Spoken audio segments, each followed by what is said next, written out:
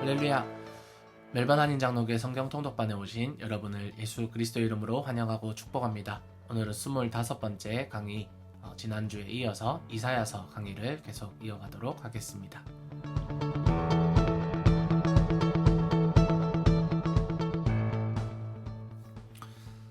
이사야서 40장부터는 하나님의 구원과 회복, 그리고 특별히 메시아 예언이 본격적으로 선포가 됩니다. 39장까지의 내용은 지난주에 조금 살펴보았는데요.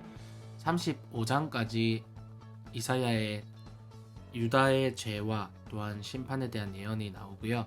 36장부터 39장까지는 히스기야 왕의 이야기가 삽입이 되어 있습니다. 특별히 39장에서 어떻게 마무리가 되냐면 바벨론 사절단이 유다를 방문했을 때 히스기야 왕이 자신의 왕궁과 특별히 그런 창고에까지 모든 것을 그 사절단에게 보여주게 됩니다.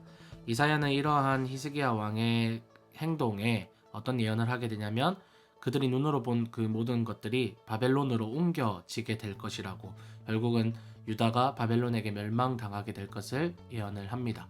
그리고 이제 40장의 시작이 40장 1절 2절에서 어떻게 시작이 되었냐면 너희는 위로하여라, 나의 백성을 위로하여라 라고 하면서 위로와 회복에 대한 메시지가 선포가 되는 것을 우리가 볼 수 있습니다.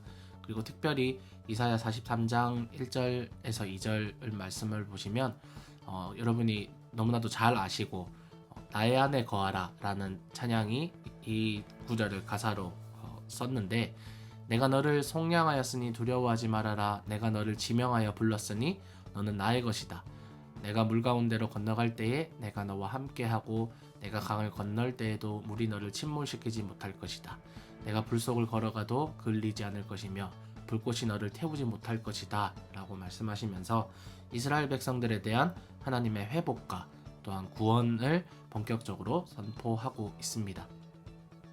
그래서 이 40장 이후에 메시아 노래라는 노래가 네 부분으로 걸쳐서 나오는데, 먼저는 42장 1절에서 4절에 등장을 하고, 또한 49장 1절에서 6절, 50장 4절에서 9절, 그리고 52장 13절에서 53장 12절까지에 걸쳐서 메시아의 노래라는 이 장르, 메시아 예언이 네 부분에 걸쳐서 예언이 됩니다. 그래서 이 메시아란 어떤 존재인가, 메시아는 어떤 일을 하는 그러한 존재인가에 대해서, 메시아의 역할에 대해서 네 가지 정도로 생각을 해볼 수 있을 것 같아요. 첫 번째는 하나님의 정의를 세우는 역할을 합니다.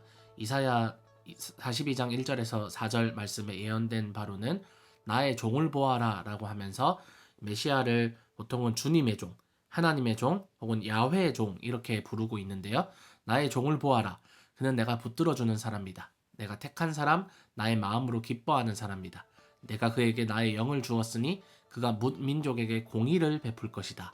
그는 소리치거나 목소리를 높이지 않으며 거리에서는 그 소리가 들리지 않게 할 것이다. 그는 상한 갈대를 꺾지 않으며 꺼져가는 등불을 끄지 않으며 진리로 공의를 베풀 것이다. 그는 쇠하지 않으며 낙담하지 않으며 끝내 세상에 공의를 세울 것이니 먼 나라에서도 그의 가르침을 받기를 간절히 기다릴 것이다 라고 하면서, 우리 이 구절도 너무나도 잘 아는 구절이에요. 그 사랑이라는 찬양이 또 이 구절을 가사로 썼는데요. 메시아는요, 하나님의 정의, 공의를 여러 민족, 문민족에게 베풀고, 그래서 먼 나라에서도 그의 가르침을 받기를 간절히 기다릴 것이다 라고 예언을 합니다. 그래서 메시아는 첫째로 하나님의 정의를 세우는 사람입니다. 두 번째, 메시아는 포로를 돌아오게 하는 사람입니다. 이사야 49장 6절에 주님께서 이렇게 말씀하신다. 네가 내 종이 되어서 야곱의 지파들을 일으키고 이스라엘 가운데 살아남은 자들을 돌아오게 하는 것은 내게 오히려 가벼운 일이다 라고 하면서 야곱의 지파들을 일으키고 그리고 이스라엘 가운데 살아남은 자들을 돌아오게 하는 것, 그래서 포로에 끌려갔던 유다 백성들을 다시 돌아오게 하는 역할을 이 메시아 그리고 하나님의 종이 이 역할을 감당하고 있습니다. 세 번째는 하나님의 구원을 이방에 선포하는 역할을 합니다.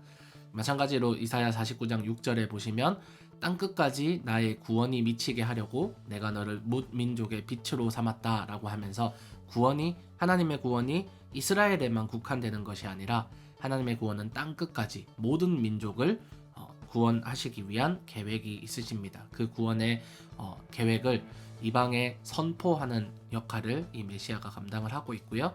아까 앞에서 살펴보았던 이사야 42장 1절에서 4절 말씀에도 그 메시아의 공의로 인해서 먼 나라에서도 그의 가르침을 받기를 간절히 기다릴 것이다 라고 말씀을 하고 계십니다. 그리고 또한 이 구절에 대해서 또한 이사야 60장에 보면 이제 예루살렘, 이스라엘이 장차 회복되어서 어떠한 영광을 가질 것인가에 대해서 예언을 하고 있는데, 이사야서 60장 1절 말씀에 보시면 예루살렘아 일어나서 빛을 발하라. 구원의 빛이 내게 빛이었으며 주님의 영광이 아침 해처럼 너의 위에 떠올랐다 라고 하면서 이제 이 예루살렘이 하나님이 주시는 그 빛을 만방에 비추는 역할을 합니다. 그럴 때에 3절에 보시면 이방 나라들이 너의 빛을 보고 찾아오고 뭇 왕이 떠오르는 너의 광명을 보고 너에게로 올 것이다 라고 하면서 많은 이방 나라들이 그 빛을, 예루살렘이 비추는 하나님의 빛을 보고 찾아오는 그러한 날들이 올 것입니다. 그 시작의 역할을 바로 이 메시아가 이 하나님의 구원을 만방에 선포하는 그러한 역할을 하게 되는 것입니다. 네 번째는 대속의 제물로 스스로를 바치는 역할을 하게 됩니다. 이스라엘 백성들 혹은 유대인들이 기대했던 그러한 강한 왕 혹은 강한 그런 전사의 모습, 승리의 왕관을 쓰시는 그런 승리의 모습들과는 별개로 이사야가 예언하는 이 메시아의 모습은요, 대속의 제물로 스스로를 바치고 고난을 받다가 죽는 역할을 감당하는 그러한 약한 메시아의 모습을 보여줍니다. 이사야 53장 4절에서 5절 말씀을 보면 그는 실로 우리가 받아야 할 고통을 대신 받고 우리가 겪어야 할 슬픔을 대신 겪었다. 그러나 우리는 그가 징벌을 받아서 하나님에게 맞으며 고난을 받는다고 생각하였다. 그러나 그가 찔린 것은 우리의 허물 때문이고 그가 상처를 받은 것은 우리의 악함 때문이다. 그가 징계를 받음으로써 우리가 평화를 누리고 그가 매를 맞음으로써 우리의 병이 나았다라고 예언을 하고요. 또한 이사야 50장 6절에도 마찬가지로 나는 나를 때리는 자들에게 등을 맡겼고 내 수염을 뽑는 자들에게 뺨을 맡겼다. 내게 침을 뱉고 나를 모욕하여도 내가 그것을 피하려고 얼굴을 가리지도 않았다 라고 하면서 이 메시아가 이 백성들의 그리고 우리의 악함과 우리의 죄 때문에 우리의 허물 때문에 뺨을 맞고 상처를 받고 징계를 받고 그로 인해서 우리가 평화를 누리고 우리의 병이 낫는 대속의 제물로서 스스로를 바치는 역할을 이 메시아가 감당을 하게 됩니다.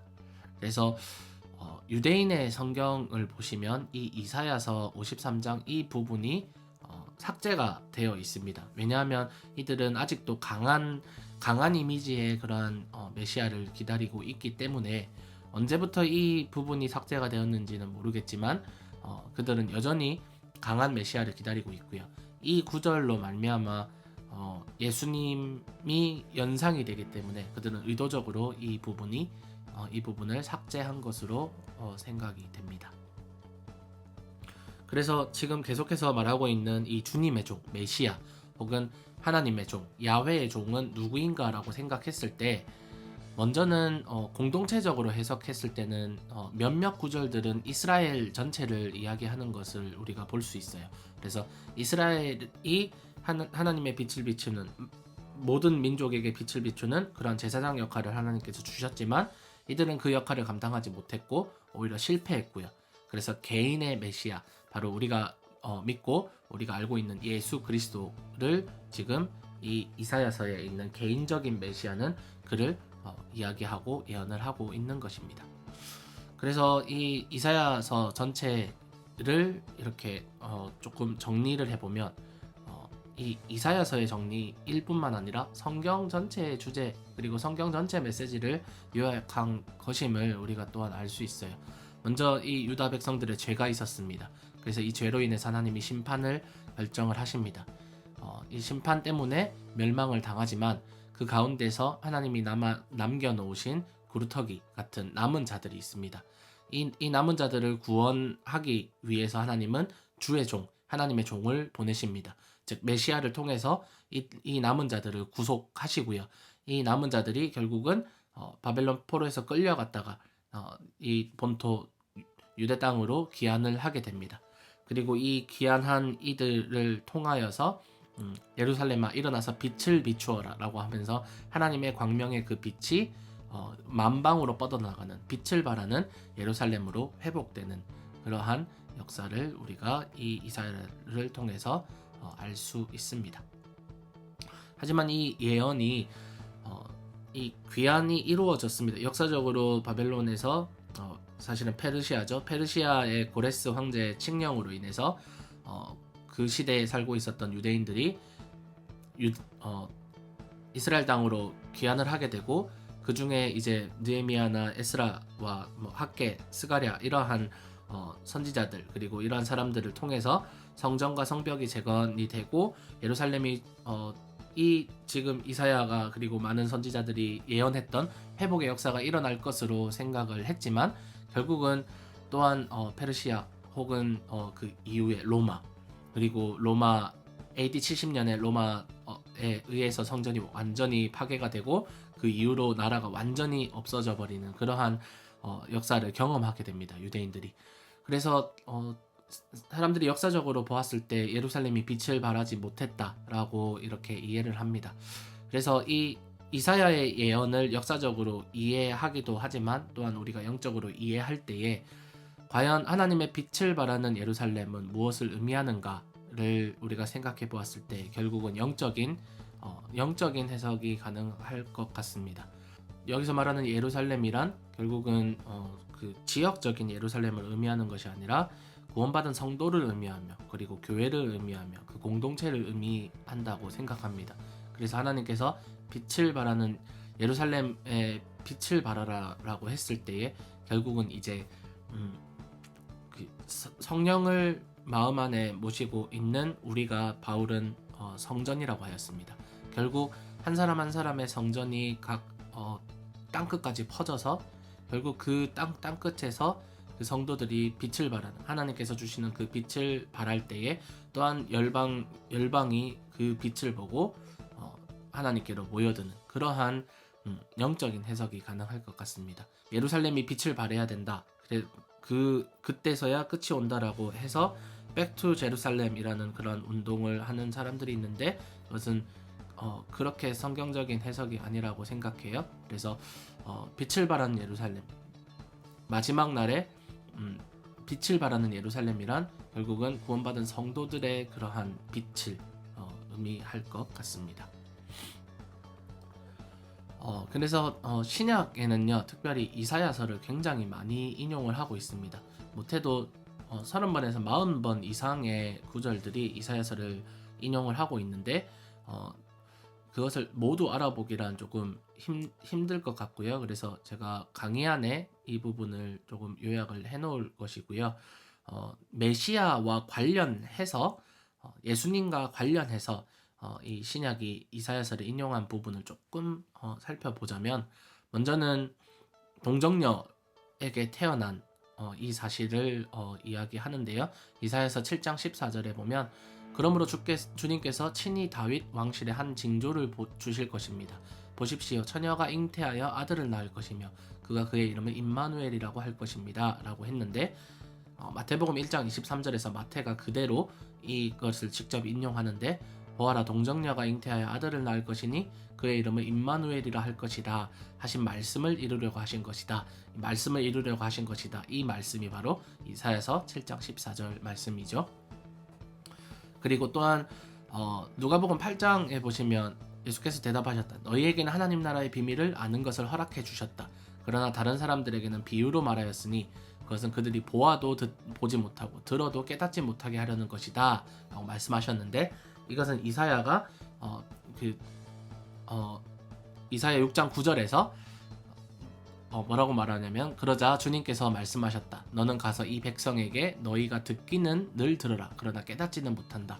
너희가 보기는 늘 보아라 그러나 알지는 못한다 하고 일러라 라고 이사야에게 하나님께서 말씀해 주신 것이 예수님이 인용을 해서 그 깨닫지 못하는 사람들을 표현할 때 이 구절을 사용하셨습니다.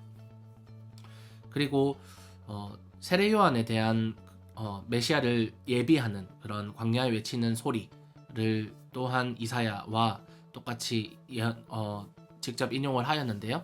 이사야서에 광야에 주님께서 오실 길을 닦아라, 사막에 우리의 하나님께서 오실 큰 길을 곧게 내어라 라고 예언을 했는데, 이 부분을 마태가 세례자 요한에 대해서 세례자 요한이 나타나서 유대 광야에서 선포하여 말하기를 회개하여라 하늘나라가 가까이 왔다 하였다.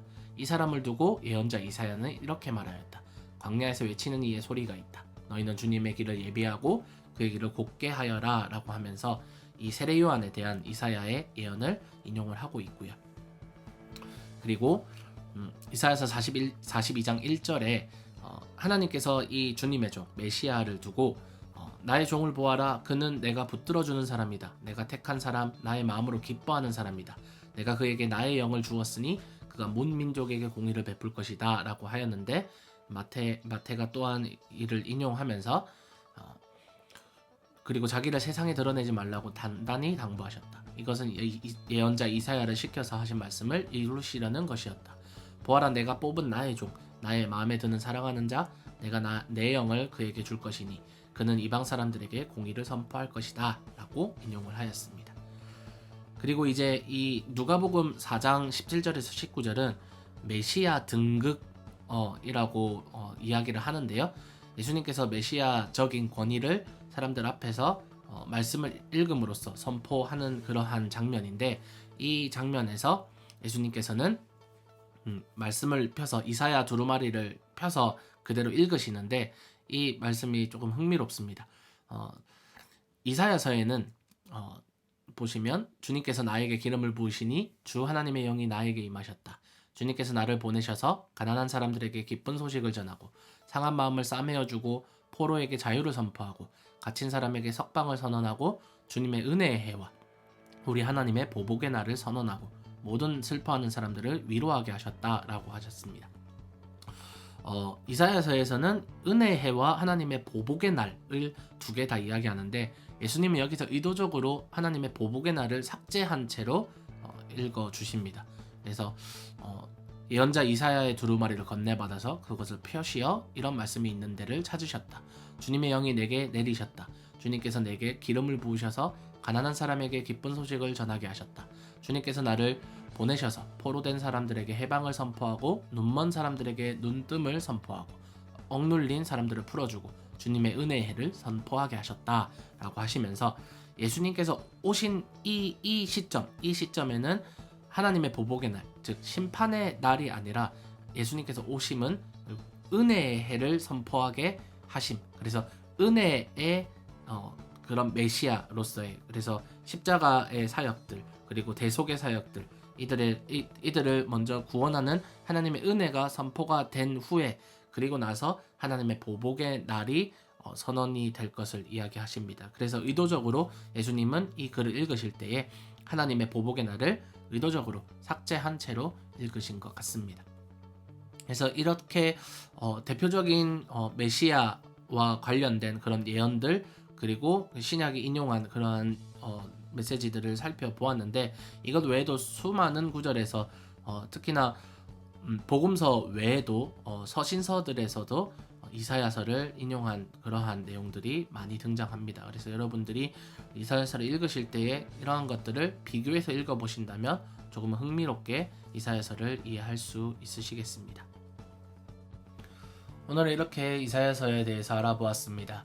이사야서의 그런 스토리 혹은 신학적 진행들이 결국은 죄와 심판, 멸망, 그리고 주의 종을 통한 구원, 기환, 그리고 빛을 발하는 예루살렘 등으로 알아보았는데, 이것이 성경 전체의 그러한 주제로 또한 이해될 수 있을 것 같습니다. 여러분이 이사야서를 읽으실 때에 많이 어려움을 겪고 또한 양이 너무나도 방대하다 보니 읽는데 어려운 점이 많지만, 이 이사야서를 통해서 예수님을 더 구체적으로 구약에서 어떻게 예수님에 대해서 예언을 했는지 우리가 알 수 있고요. 그리고 이사야서에서 이야기하는 것들이 또한 신약에서 어떻게 재확인되었는지, 이 예언이 어떻게 실제적으로 이루어지고 실제적으로 신학적으로 확인이 되었는지 여러분이 신약 성경을 또 나란히 놓고 비교하면서 읽어보시는 것도 여러분이 성경을 이해하는데 큰 도움이 되리라 생각됩니다. 통독에 더욱더 힘써주시고요. 여러분 양이 많지만 이사야서를 시작으로 이제 이사야, 예레미야, 그리고 에스겔 이러한 책들이 조금은 양이 방대합니다. 이 책들을 잘 인내하시면서 즐겁게 읽으시기를 바랍니다. 통독에 계속해서 임써주시고 은혜 받으시기를 바랍니다. 감사합니다.